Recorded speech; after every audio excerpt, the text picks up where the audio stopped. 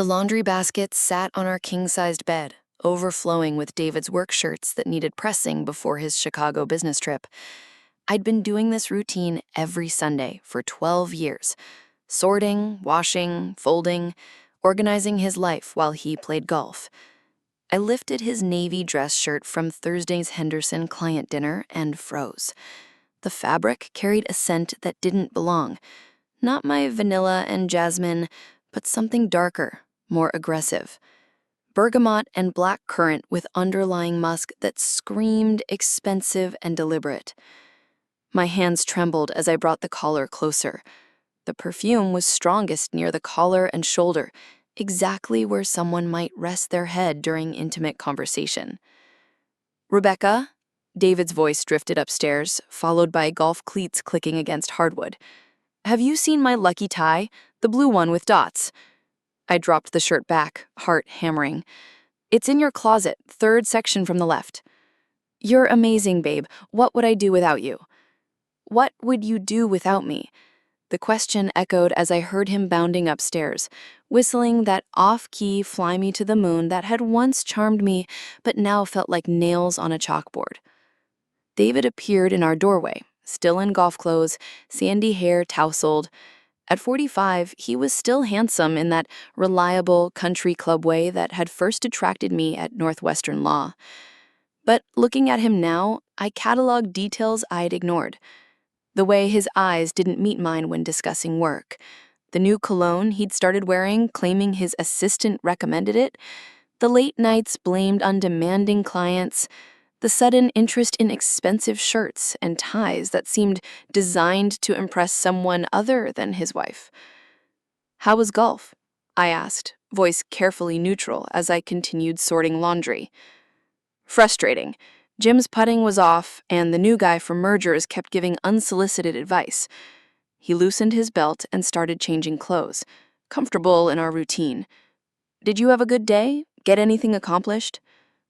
Get anything accomplished, as if my Sundays were empty vessels waiting to be filled with productivity he could measure.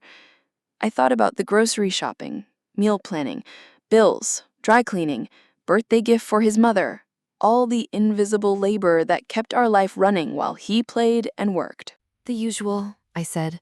"Laundry, errands, preparing for your trip." He paused, pulling on a fresh shirt, finally looking directly at me. "You seem upset. Everything okay?" This was my moment. I could hold up his shirt, point to the evidence, demand explanation.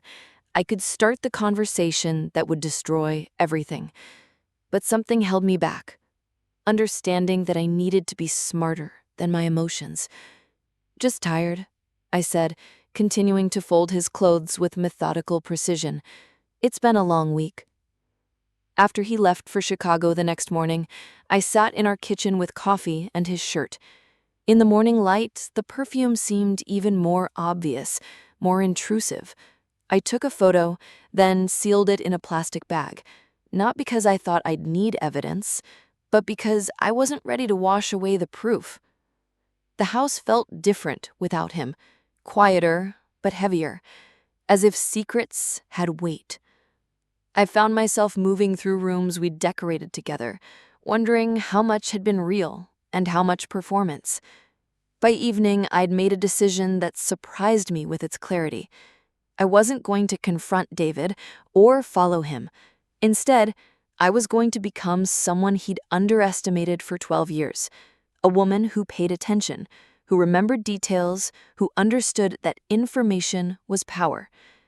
I opened my laptop and began researching divorce attorneys. "You sound different," she said after we'd exchanged pleasantries about her job at the nonprofit and my non-existent social life. "Something wrong?"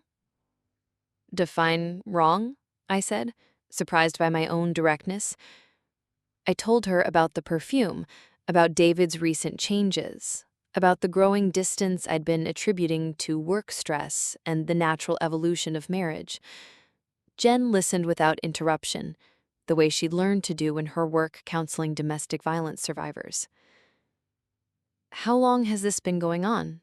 she asked when I finished. "I don't know. Maybe 6 months. maybe longer, and I just started noticing. And what's your gut telling you? My gut. I'd spent so many years deferring to David's logic, his legal training, his methodical approach to problems, that I'd almost forgotten I had instincts of my own. That he's having an affair. That he's been having an affair for a while.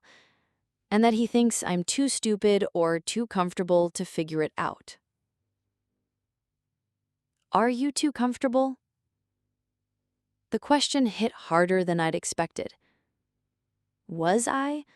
We had a beautiful house in the best neighborhood, financial security, social status that came with being married to a successful attorney. I hadn't worked outside the home since David made partner 5 years ago, claiming we didn't need my income, and he preferred having me available for business dinners and client entertainment. Maybe I was, but I'm not anymore. Good. What are you going to do? I'm going to find out everything, and then I'm going to decide what it's worth. After we hung up, I opened a notebook and began writing down everything I could remember from the past 6 months.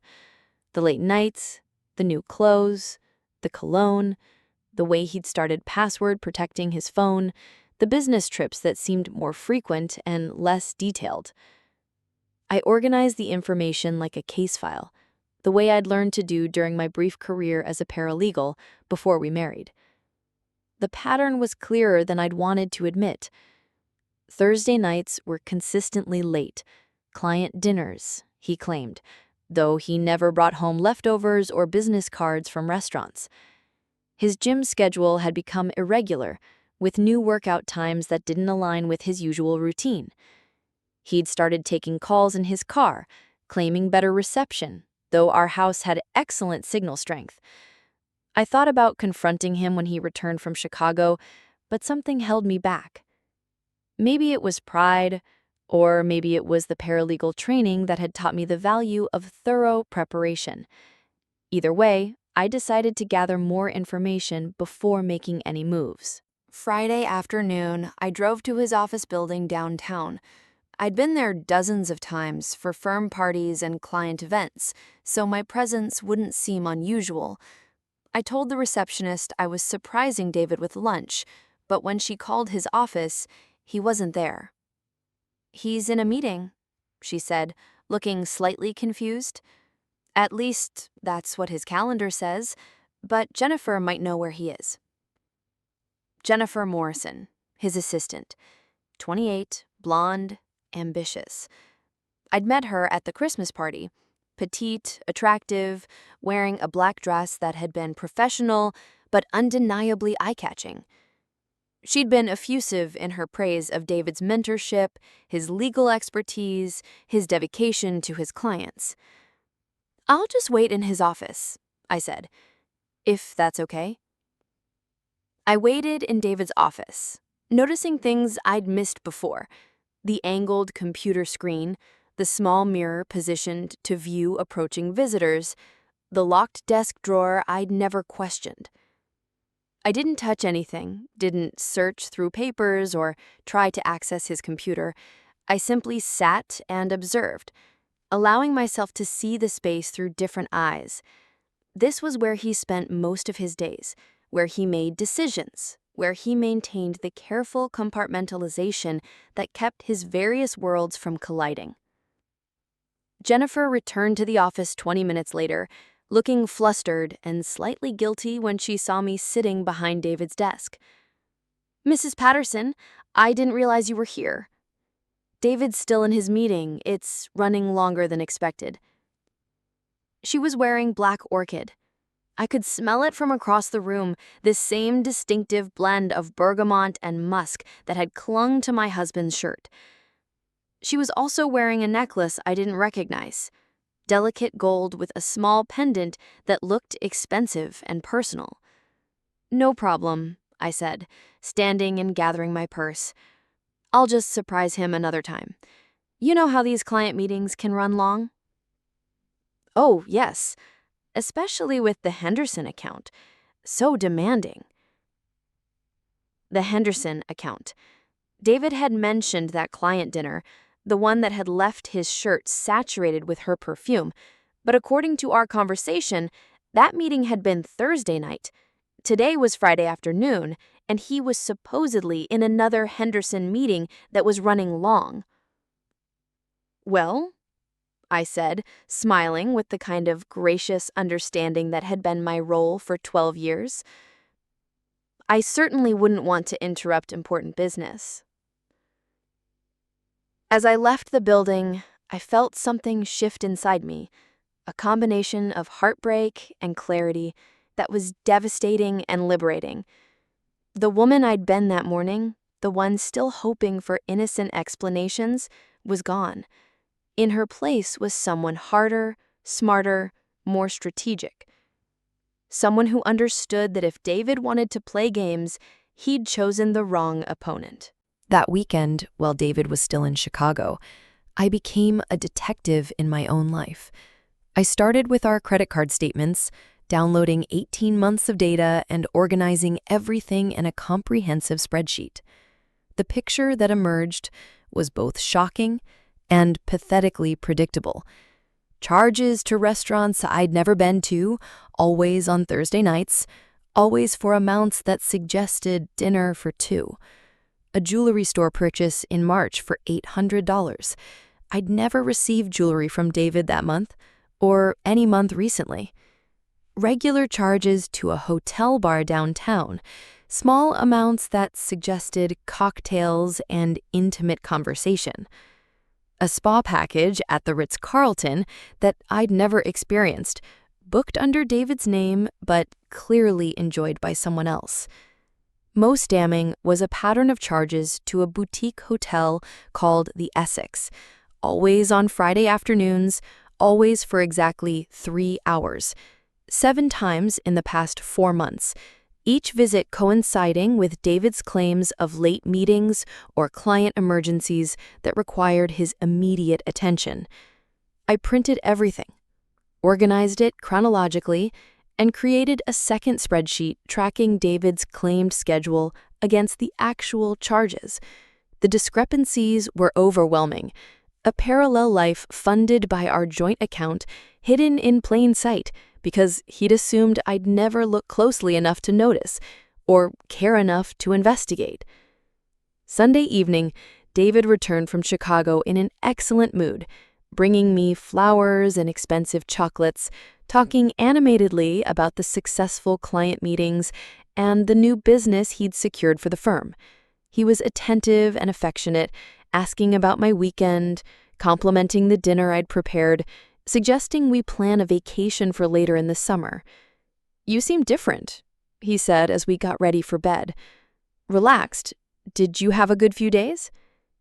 "Very productive," I said, which was true, in ways he couldn't imagine.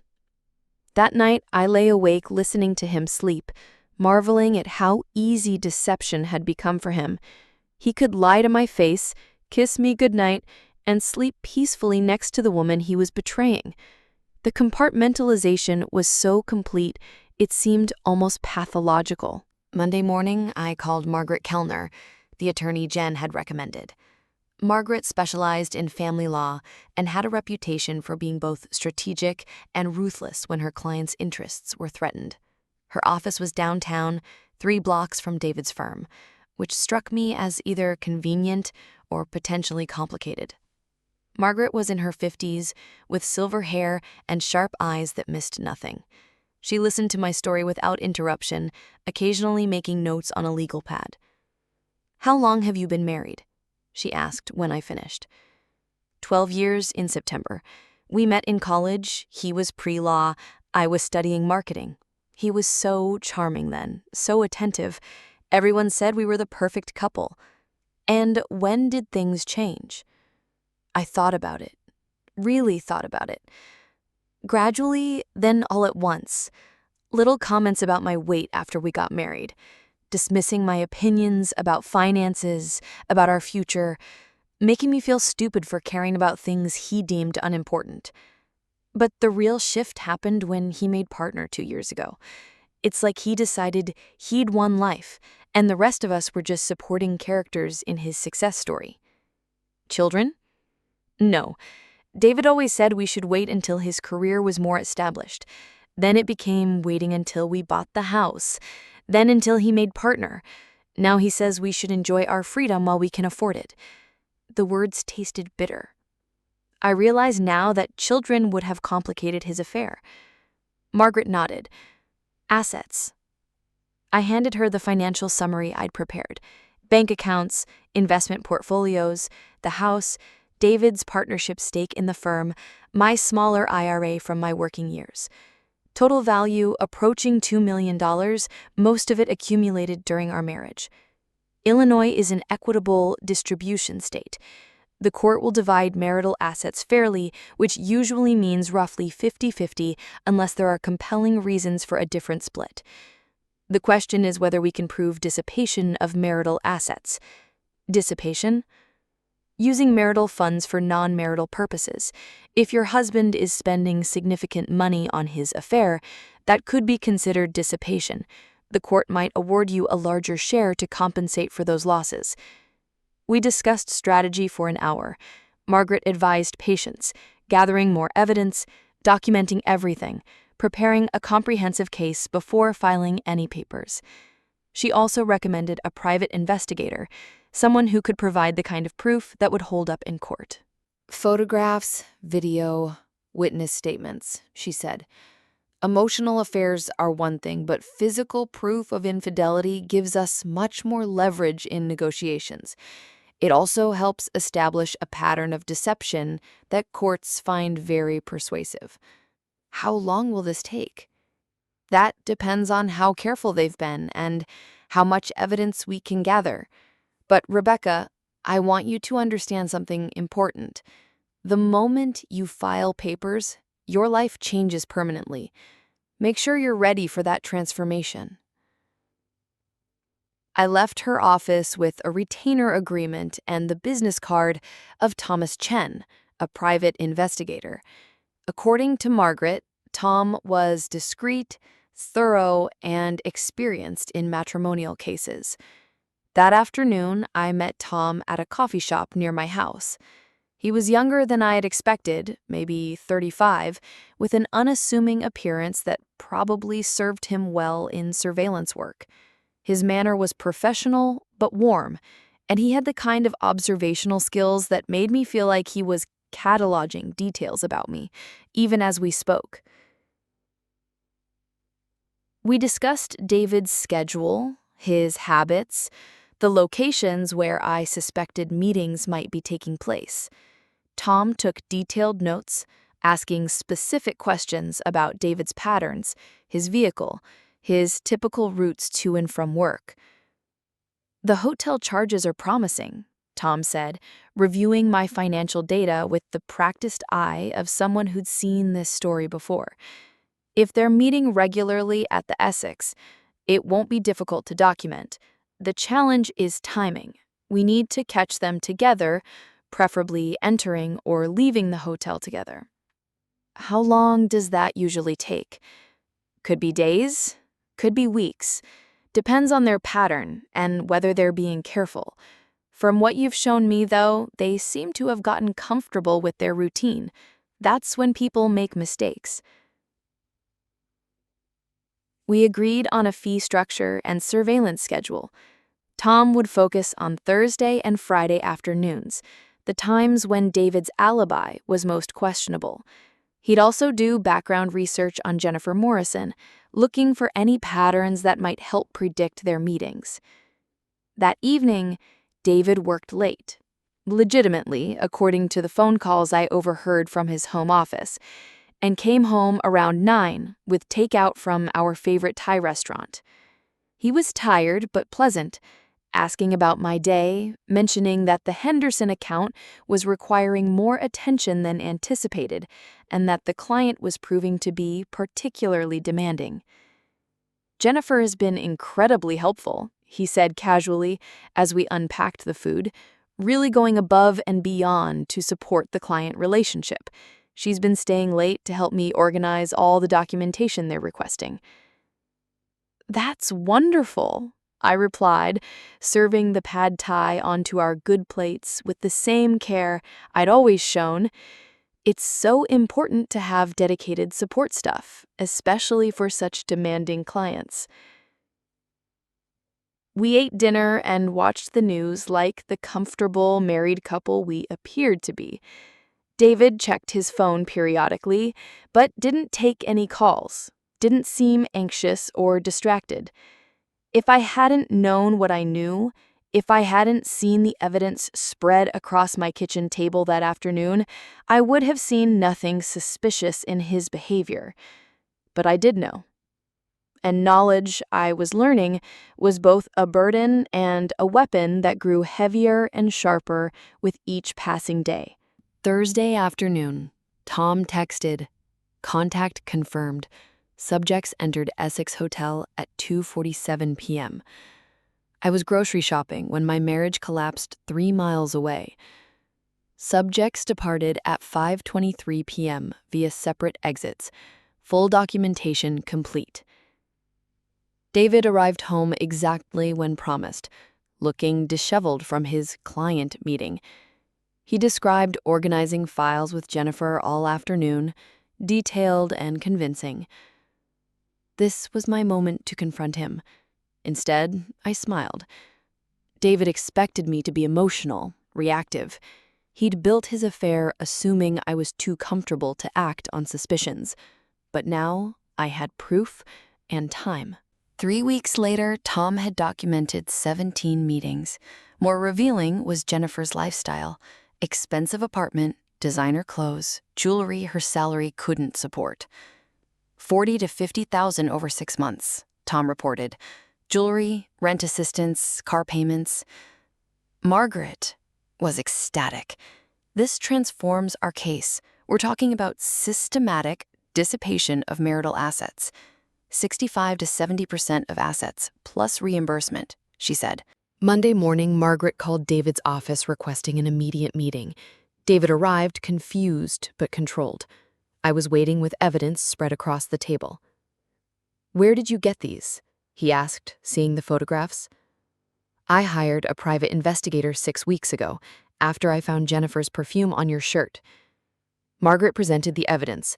Systematic dissipation of marital assets, $60,000. David's composure cracked. "This is ridiculous." Tom pushed photographs across. David and Jennifer embracing, holding hands, intimate dinners. 17 separate encounters, Tom said quietly. "What do you want?" David finally asked.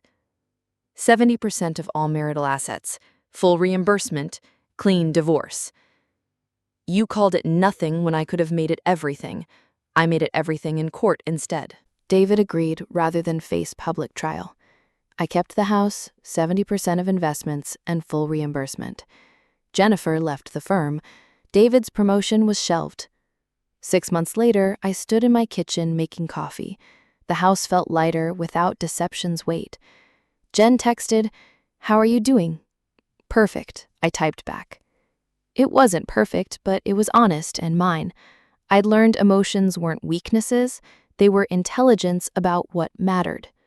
David had called my suspicions nothing because he assumed I was too emotional to act strategically.